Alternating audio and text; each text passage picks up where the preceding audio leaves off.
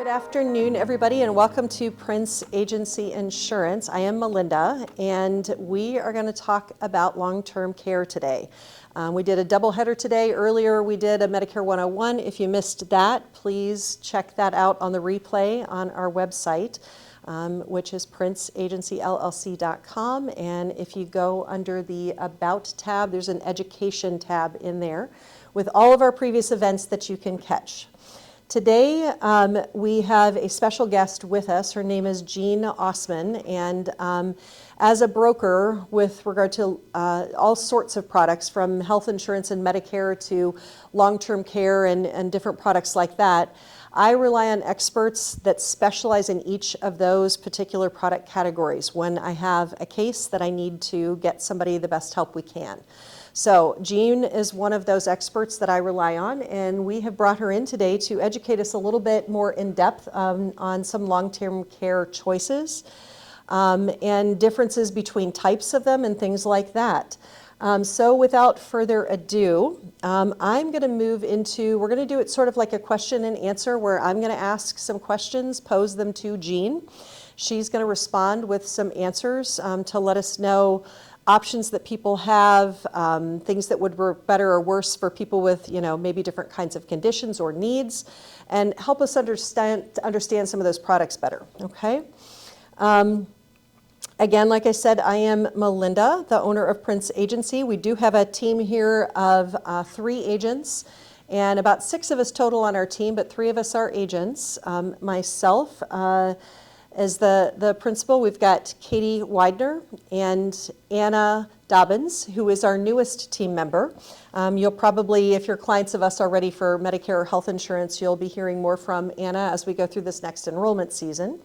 And then we have Jeffrey Mueller, who happens to be my husband. He is our director of operations and usually the circus leader around here, we often call him. So he's in control of calendars and lots of communication and things like that to help us all out.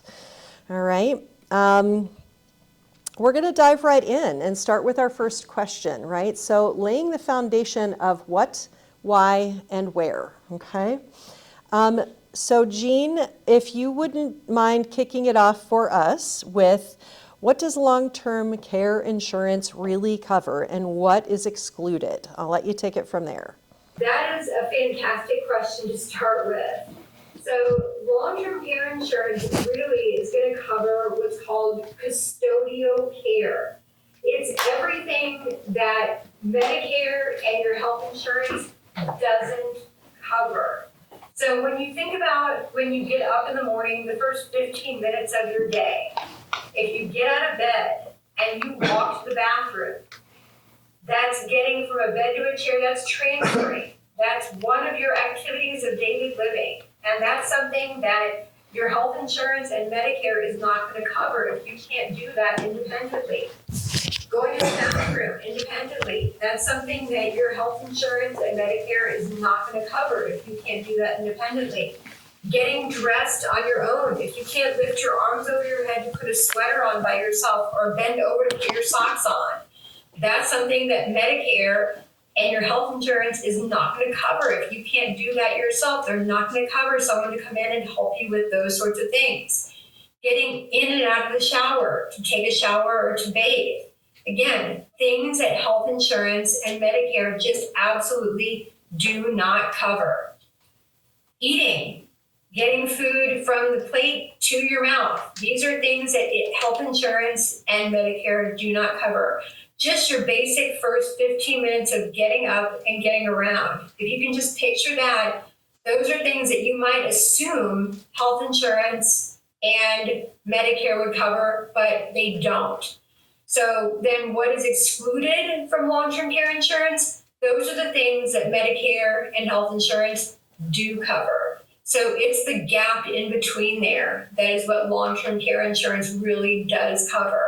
It's making sure that you can get by during those days in your life when you can't fully take care of yourself anymore, but you want to maintain your dignity and you want to maintain choice of how you're cared for at that time in your life. That's why long-term care insurance is so important. All right, awesome. Next question. Does it make sense to buy long-term care insurance even if it doesn't cover all of the costs of care? Can partial coverage still serve as a meaningful financial safeguard and family protection strategy? Less is better than nothing, right? So let us know what you think about that one, Jean. I know you've shared some very particular stories with me in the past. Absolutely, it can. When I first started my long-term care career about 20 plus years ago, I started in Chicago, and I started off by selling long-term care insurance to just everyday citizens like you and your neighbor. And I thought that buying long-term care insurance should cover every last dime of your long-term care expense. And that's how I work with people to protect themselves. And then I ran into a woman who wanted to buy long-term care insurance, but just a very small policy. And I couldn't understand why she was so insistent that she needed just a small policy. She really couldn't afford more than that, and I didn't want to push her to buy more than that, but I didn't know if buying a small policy really was going to make a difference for her. And I really struggled as to whether or not this was a good idea. Finally, she saw me struggling with it, and she said, Jean, stop. As a family, we've already discussed this, and when the time comes for me to need care, my daughter-in-law is going to be my primary caregiver. We already know that. But if I can buy this long-term care policy and it pays for 10 or 15 hours a week for someone professional to come in and care for me, what will those 10 or 15 hours of freedom mean to my daughter-in-law when that time comes? That moment changed how I looked at long-term care insurance. It's a person by person by person choice of what is important in your life. And it's an individual situation as to the type of coverage you need and the difference it's going to make in your life. Will $2,000 a month or $6,000 a month be a windfall at that time in your life when you have a bill coming in for maybe $6,000 or $7,000 for long-term care costs? Absolutely, it will be a windfall. Even if you only have $3,000 coming in to cover a $5,000 bill, $3,000 covering most of that bill is going to be a huge windfall. If that's what you think is going to make the difference for your family, then that's what you should do. Don't let anyone tell you any differently. It is a meaningful safeguard and a meaningful family protection strategy, whatever you feel is the best protection for your family. When is the best time to buy long-term care insurance? What ages are most cost effective?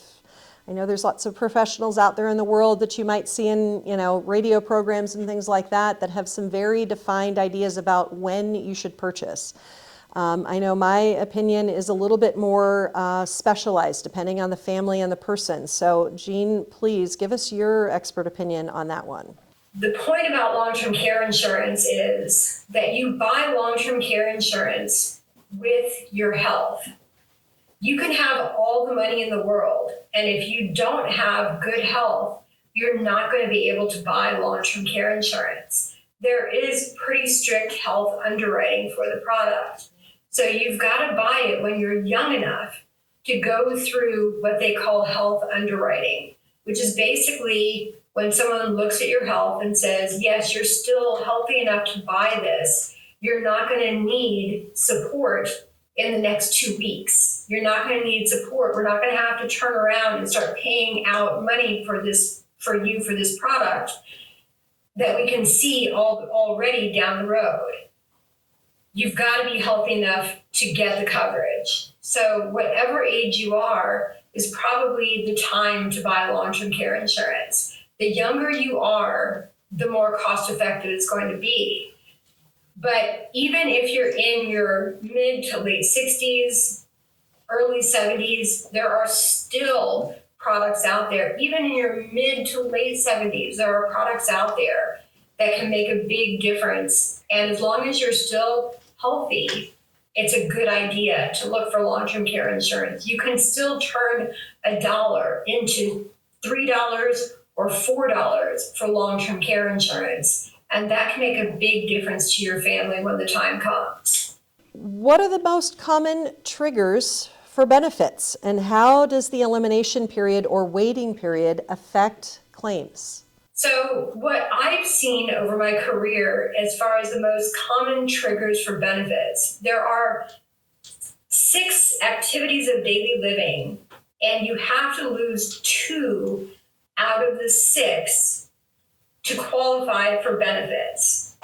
And then once you qualify for benefits, you have to go through a waiting period. The other way to qualify for benefits is with a cognitive claim. In other words, you either lose 2 out of the 6 activities of daily living, or you need constant supervision because mentally, cognitively, you've become a danger to yourself.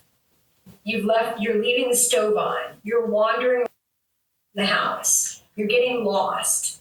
So the cognitive is something by itself. But what I see as the most common triggers of the 6 activities of daily living, those are eating, bathing, dressing, toileting, meaning cleaning yourself, continence, controlling your bladder and bowels, and transferring, or getting from a bed to a chair independently without any help.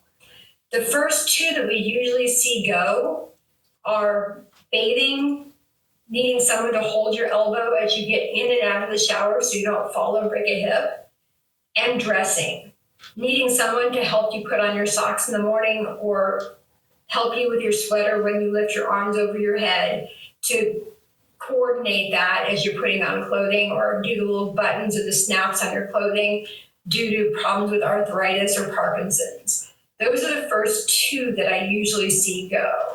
But it could be anything, just depending on the circumstances.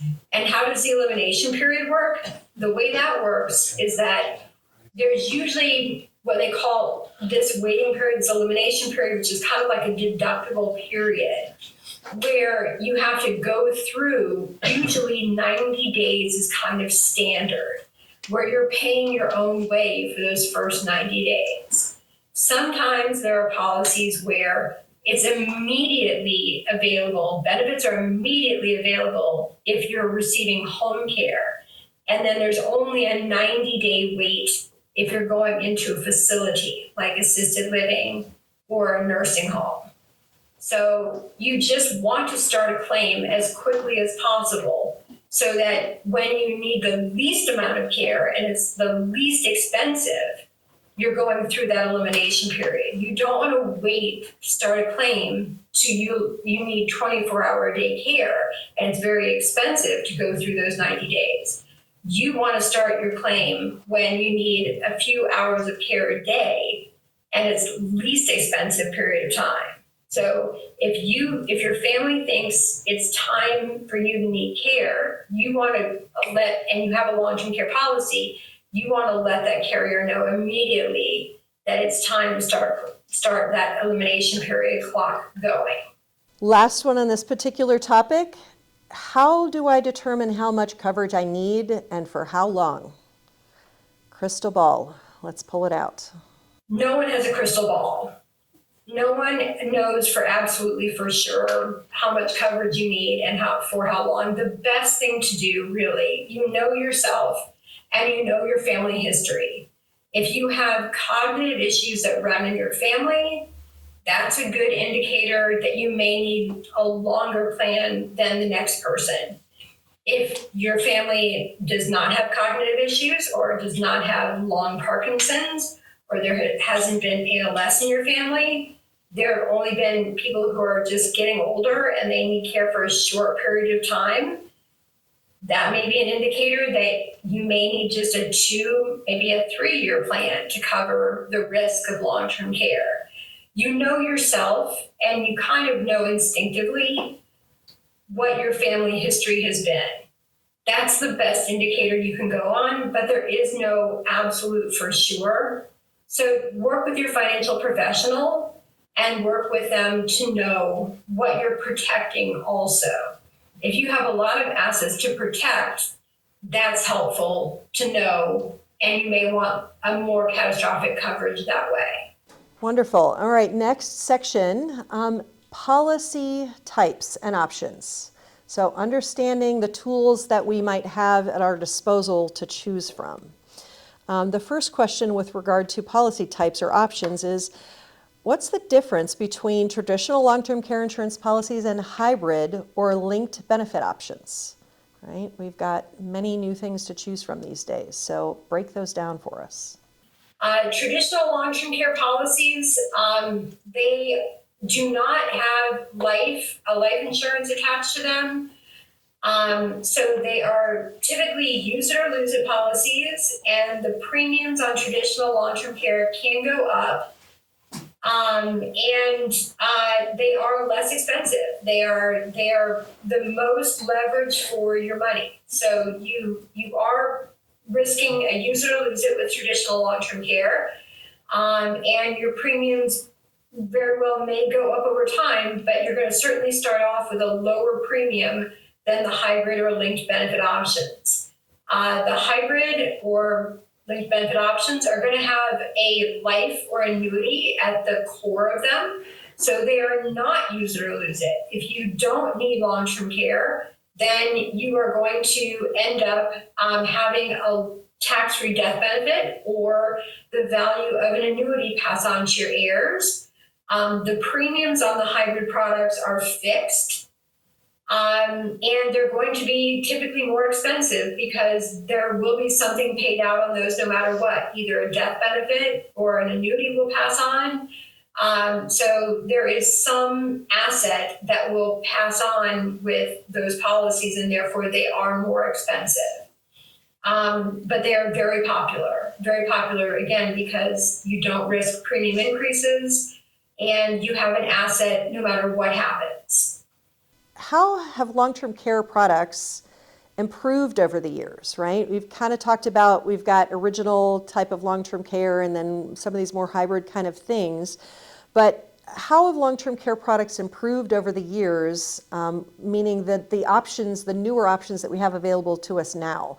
Highlighting new policy structures, greater flexibility, and consumer-friendly features. How far have we come in our options? Just as I mentioned, we now have products where you don't have to risk premium rate increases. The hybrid policies, although they are more expensive, they allow you to do everything from a single payment all the way up to a pay until you're 95 years old or pay until you go on claim. So, and until you start using the policy, until you need care. So you could be paying for a period of years, and then you stop paying when you need care. So they're very flexible, and from the point of being consumer friendly, we have come a great distance. The silver tsunami of baby boomers who have demanded that products come this far, so that there are options in the marketplace for really everyone. Everyone out there who's listening, there is some type of a product out there for you to help you meet the need when there is long-term care in your future, or even if there's not long-term care in your future, there's something to protect just in case, and there will be an asset to pass on if you don't need long-term care. Are premiums guaranteed, or will they increase over time? What should we expect with those different types of policies? Premiums on the hybrid or linked benefit options are guaranteed not to increase. If you buy a traditional policy where they don't have life insurance as part of them, then you're buying a policy that is, again, very much less expensive in the beginning. You should expect premiums to increase over time. Maybe not the increases that we're seeing with your neighbor's Genworth policy right now, or their MetLife policy right now, where they bought it 20 years ago and now they're experiencing a 40, 50 to 60% rate increase. What you should know about those policies is that if your neighbor went out, and even though they're experiencing a 40% rate increase right now, if they went out into the marketplace and tried to replace that policy today, they pay 300% of more than what they're paying with the 40% rate increase. The policy that they have is platinum. I guarantee it. You can't replace that policy even with a 40% rate increase, even with a 60% rate increase. Even if they double the price on their Genworth policy, it would not be as expensive as it would be to go out and replace that policy in today's market. Policies that were purchased more than 5 or 10 years ago are irreplaceable. They were just priced very low, and even with rate increases, they are gold, and people should hang on to them.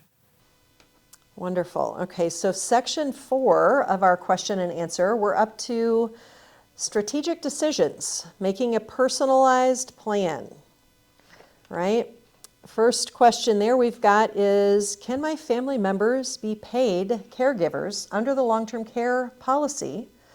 Are household caregivers covered, right? Maybe I want my niece or my daughter or something to help care for me. Can I pay them to do that out of this long-term care policy? There are certain policies that pay out what we call cash indemnity benefits, which just means that you're not actually sending in receipts to the carrier to get repaid for money you've already spent. So you're just receiving a check each month from the carrier. So that means that if your benefit is $5,000, you're just receiving a check for $5,000 from the insurance company, and you spend that money as you see fit. And if you want your daughter or your niece or your grandson to be your caregiver, you can compensate them from that plan. Absolutely. If you have a cash, what we call an indemnity policy, you can hire whoever you want to do whatever you want when you have that policy. That money is at your discretion to spend as you see fit once you qualify for those benefits to be paid out. So those cash indemnity policies are very valuable, and they're becoming more and more popular. I'd say probably right now about 50% of all of the long-term care policies out there today, the linked benefit policies, what we sometimes call asset-based, are cash indemnity policies where you're not sending in receipts to the carrier to get repaid for money you've already spent. You're just receiving a check from the carrier and spending that money as you see fit for your care. Question 13, we're up to what health conditions disqualify people from coverage? If I want to get underwritten and now I see the need for long-term care insurance, how does underwriting impact eligibility and pricing? Long-term care is different from life insurance underwriting. With life insurance underwriting, you're looking at what they call mortality risk, or the risk of someone dying sooner than the next person. With long-term care, you're looking at what they call morbidity risk, or the risk of someone needing care, needing assistance sooner than the next person. So again, it's something like a combination of a heavy build in combination with heart issues and or diabetes or arthritis or osteoporosis with a history of fractures. It's just they're looking for combinations of health issues that will slow you down faster than the next person.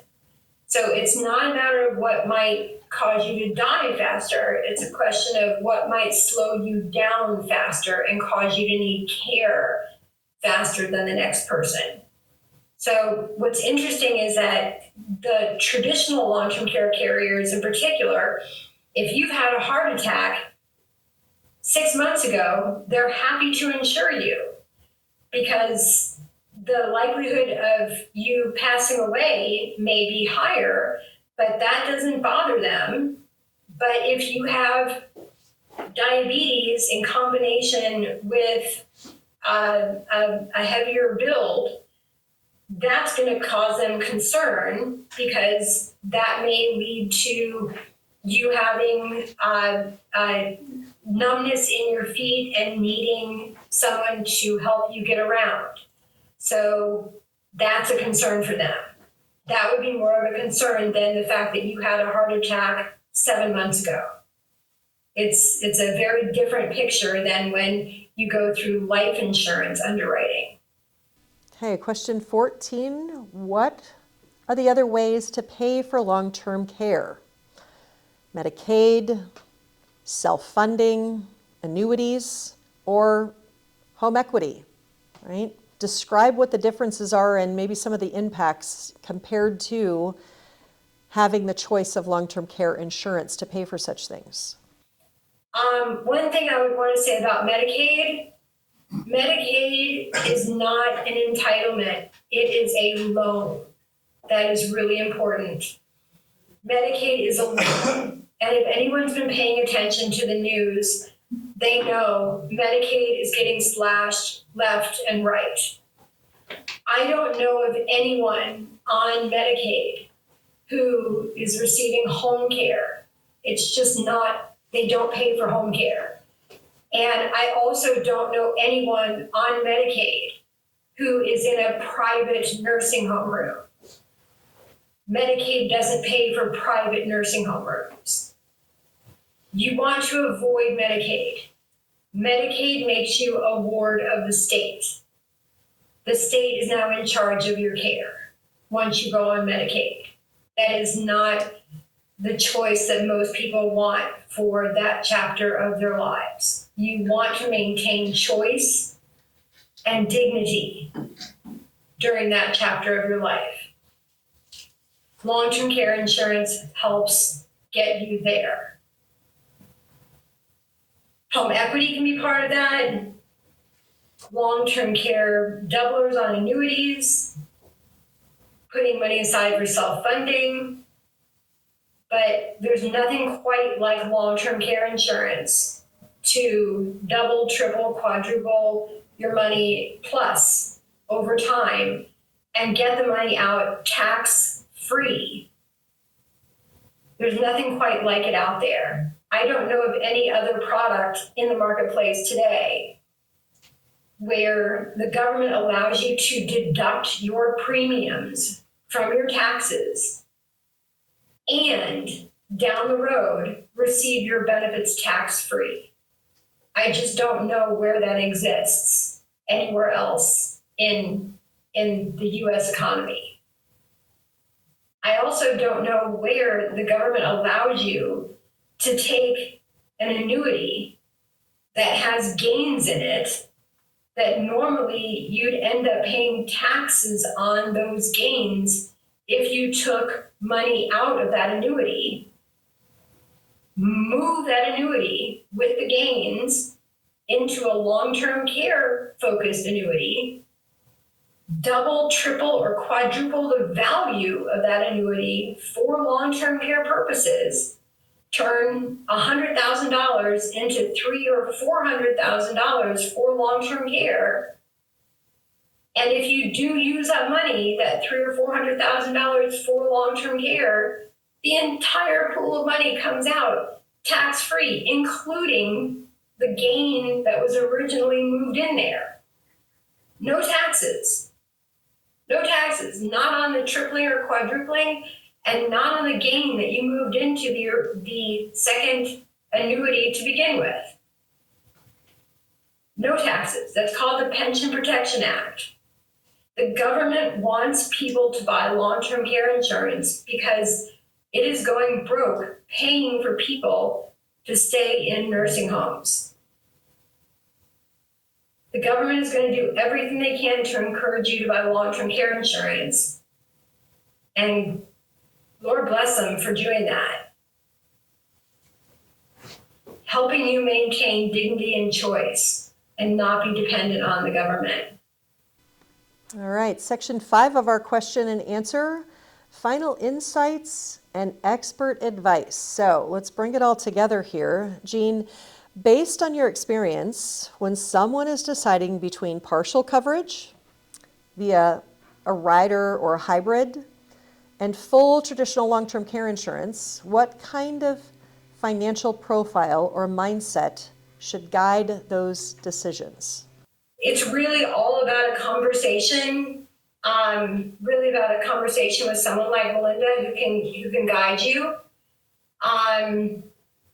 Partial coverage, I think if you can partially self-insure with Social Security and or a pension or money coming in from an annuity or money coming in from rental income, we all know that we're going to have income coming in when we're 80, 85 years old. Whatever that income is, we will have income coming in at that time in our lives. We don't need to rely 100% on long-term care insurance to pay our long-term care bill.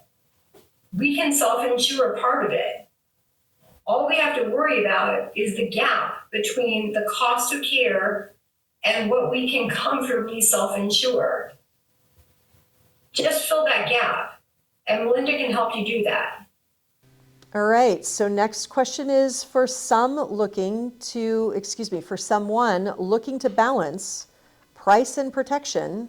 How do you help them avoid over-insuring or under-insuring, right? Because ideally, none of us wants to over-insure and be insurance poor. And none of us wants to under-insure and not have the care or protection that we would need or want. Could we make that choice now? Again, that is really looking holistically at your finances and finding that sweet spot for you personally. These policies come with things called inflation protection, 3% compound inflation, 5% simple inflation. Depending on your age, there's growth, or there doesn't have to be growth. You can buy a benefit that's going to remain the same, and you know exactly what your benefit's going to be when you need care, and you can budget for that. That holistic conversation where you're taking into account your entire financial picture, and then looking at what the cost of care in the area you plan to be in during that time in your life, what that's going to look like, and figure out what that gap is, where you're going to fall short, and how to make up that gap. Melinda and her team can help you do that. Amazing. Lots of great information. And Jean, I really appreciate your time today and expertise to give us more in-depth details on some of these options. Obviously, we have scratched the surface and we have hopefully highlighted the need for a very individual review of what choices might be best suited to fit your needs, your health concerns, your budget, your desire for independence and choice later. If you're interested in having one of those conversations, we would love a little bit more information about you to answer some of those questions for you. So we have a really informative, a little bit more in-depth long-term care ebook that we would love to share with you for being an attendee today. So if you're able to pull out your phones, go to that camera on your phone and scan that QR code. It will lead you to a very short little survey with just a few basic questions about if you were to need care, where would you get the money from today, that sort of thing, so we can sort of identify what assets would be most likely depleted and determine whether it makes more sense to leave the assets where they are or consider multiplying those assets with some type of a long-term care product. and evaluate between health and concerns and issues, and whether an underwritten plan or a more asset-based plan might be better suited to fit your needs. Those are all sort of pieces to that puzzle. But if you can use the QR code, take that very quick little survey, we will send you that ebook that can give you some more in-depth information. And then if you are interested in a more personalized session with myself to strategize about which types of things might be best suited to meet your needs, your budget, the concerns that your family members have, especially if it's family members that may be caring for you when that time comes. They may want to put some input into it, okay? And the last slide is just our contact information. Of course, if you feel free to contact us at any time, of course. Enrollment season is fast approaching for both health insurance and Medicare. If you're clients already and you're already on the calendar, wonderful. If your clients already are not on the calendar and you think you need to be, because we should be checking, please give us a call to make sure that we've got a scheduled time for you to do that and do that kind of review. That's all we've got for today. Thank you again for coming out for our Third Thursday event, and look for this to be posted both to our Facebook page, which is just Prince Agency on Facebook, and then it will, within about a month, it's posted to our website, again under princeagencyllc.com, under the About tab, and the Third Thursday Community Conversation Educational Events. Thank you, everybody, and we will see you next month. Take care.